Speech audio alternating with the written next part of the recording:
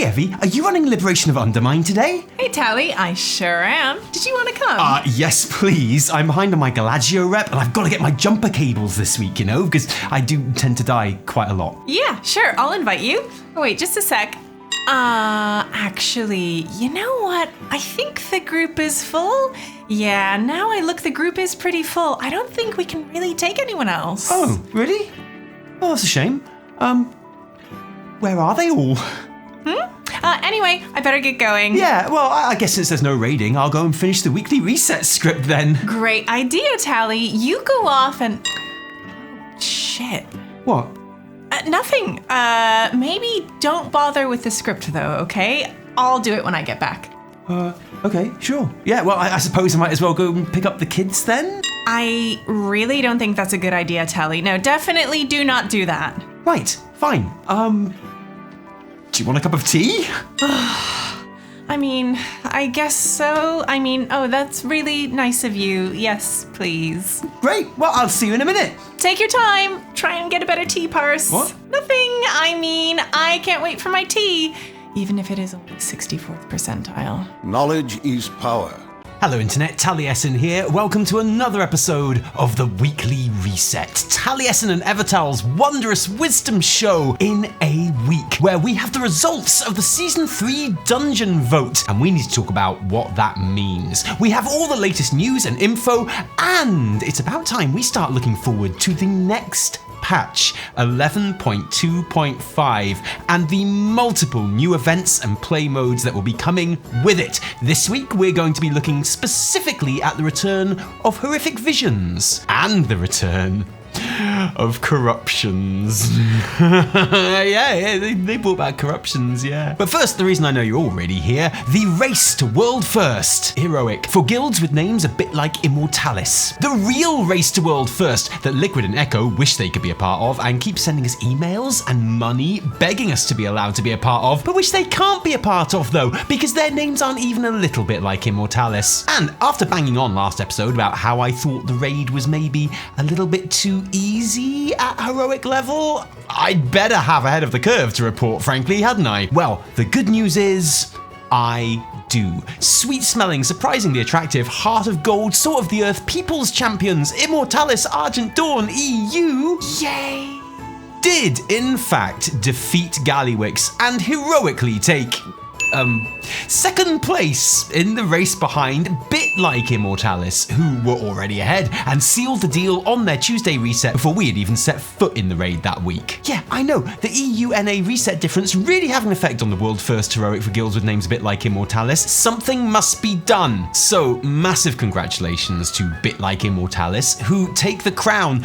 again. Congrats to sometime champs Norska Immortalis, who locked in third place a couple of days after us. And if I seem absurdly happy about this, it's because we haven't finished as high as second place in this race that we ourselves made up for quite a few tiers at this point. And so we were pretty happy with that podium. Fair play. The raid as a whole probably was a little bit easier than many in our guild would have liked, but as a result we've started to push into Mythic now and we're having a great time. Not necessarily a successful time. Good luck Nuggies Immortalis, Infinitus Immortalis and all the other Immortalis guilds with the rest of their progress. Right, time for a roundup of the week's news with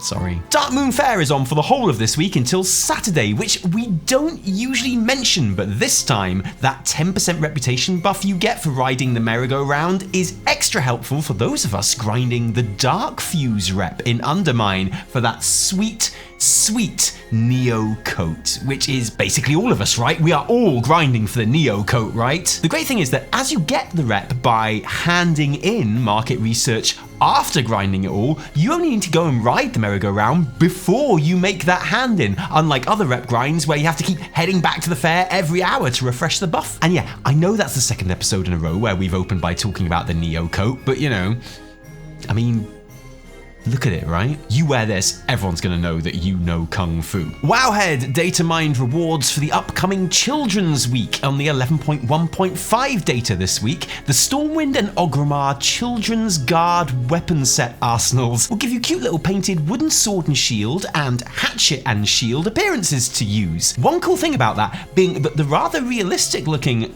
axe model in the Orgrimmar set has an axe version and a dagger version. But they both look like axes though! Children's Week is due to start on the 28th of this month, which would imply that 11.1.5 will be launching before that. The smart money has long been on a 22nd of April release date for the next patch, and this is absolutely in keeping with that. Honestly, I'd be expecting an official announcement either this week or next at the absolute latest. For this and just about everything else we speak about today, we have included links to the relevant Wowhead articles below for you to peruse in your own time, maybe as you're grinding Dark Fuse rep, who knows. In the meantime though, let's talk Season 3 for a minute, and the Blizzard vote for the dungeon pool in 11.2.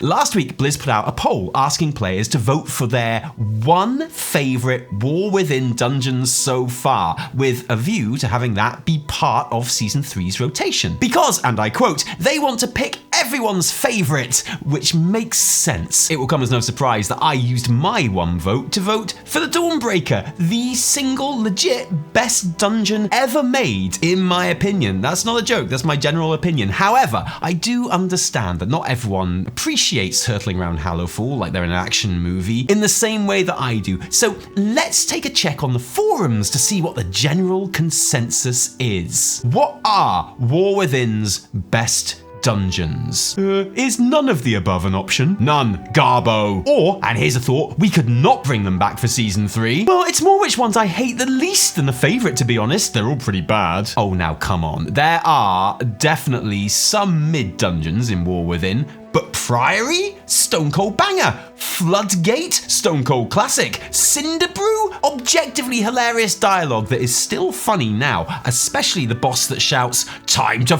up my bees!" What, why are you looking at me like that? Those are good dungeons. Better than voting for Arakara just so we have to farm Sackbrood on every single character again. And actually, it turns out that the community largely agrees with me on this, even when it comes to Dawnbreaker, because the voting has now closed and the EU and NA both voted for the same dungeons as their top 4, albeit in a different order, which includes Dawnbreaker, thank you very much, which includes Priory, thank you very much, which includes Floodgate, thank you very much, and winning both votes is Arakara, which, okay, fine, I guess you guys really like the trinket. And I'm not entirely happy with this, but your other choices were so good that I'll let it go this time. I'll let it slide. We'll just have to really enjoy the Cinderbrew voice lines this season since they won't be coming back. But of course, we don't really know much about Season 3 at all still, do we? I've given you the top 4 here, but we can't say for sure that there will be that many of these dungeons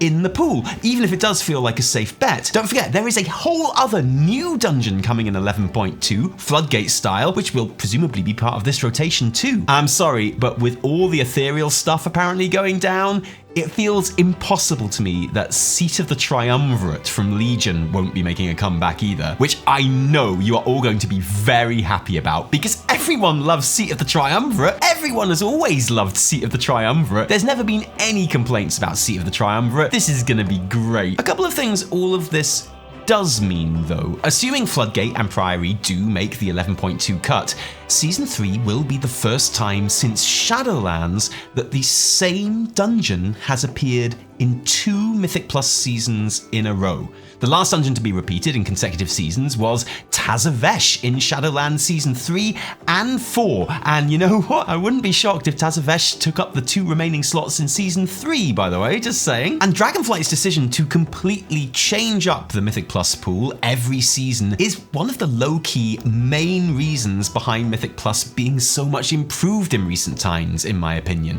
Different dungeons, and importantly, different loot tables every season is vital. So it's going to be interesting to see how it feels to be getting repeats again, even if we did vote for them. This vote would also appear to be the unofficial death knell for any hope of a War Within Season 4. I know many of us have assumed that there wouldn't be what's become known as a fated season this expansion. Dev interviews in the lead up to launch hinted at that being the case, and it's kind of impossible to imagine a repeat of the Dragonflight Season 4 where all the launch dungeons of the expansion came back, because that would mean 3 seasons in a row for Priory and Floodgate at that point. And I can't see that happening. So this is just speculation, of course, but I really will be surprised if there is a Season 4 this time out. I think player housing and Legion Remix might be all we get to tide us over before midnight launch. But hey, I've been wrong before.